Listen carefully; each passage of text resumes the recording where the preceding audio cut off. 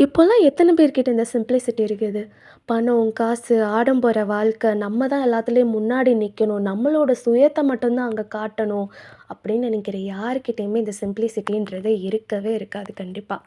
இப்போலாம் கடவுளுக்காக பண்ற ஊழியத்த, அந்த ஊழியத்துல நம்ம என்ன பண்ணணும்? அதுக்கான அர்த்தம் என்னன்றதே யாருக்கும் தெரியாம, அந்த இடத்துல நமக்கு பெனிஃபிட் இருக்கா? அங்க நம்ம ஷைன் பண்ண முடியுதா? எல்லார்கிட்டயும் நம்ம வந்துட்டு பெரிய ஆளுன்னு காட்டிக்க முடியுதா? பணம் காசு வருதா நமக்கு? அப்போ அத நம்ம பண்ணலாம். அப்படின்னு நெனச்சு பண்ணிட்டுருக்காங்க. சின்ன பிள்ளைங்களுக்காக பண்ற ஊழியத்துலருந்து பெரிய பெரிய ஊழியம் வர நெறைய விஷயங்கள்ல இப்போ பணம் காசு முன்னிலையா நின்னு, அந்த இடத்துல தன்னோட சுயத்த தான் எல்லாரும் காட்டணும்னு நெனைக்கிறாங்க. ஆனா பைபிள்ல சொல்லியிருக்கு, "ஆவியில் எளிமை உள்ளவர்கள் பாக்கியவான்கள், பரலோக ராஜ்யம் அவர்களுடையதுன்னு." "Blessed are the poor in spirit, for theirs is the kingdom of ஹெவன்னு."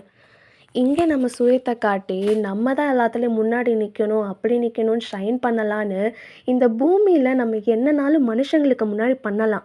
ஆனா பரலோக ராஜ்யம் யாரோடதுன்றத பைபிள்ல சொல்லியிருக்காங்க. இனியாச்சும் இந்த மாரி ஊழியம்ன்றது என்னன்னு மறந்து பண்றவங்க யோசித்து பண்ணுங்க.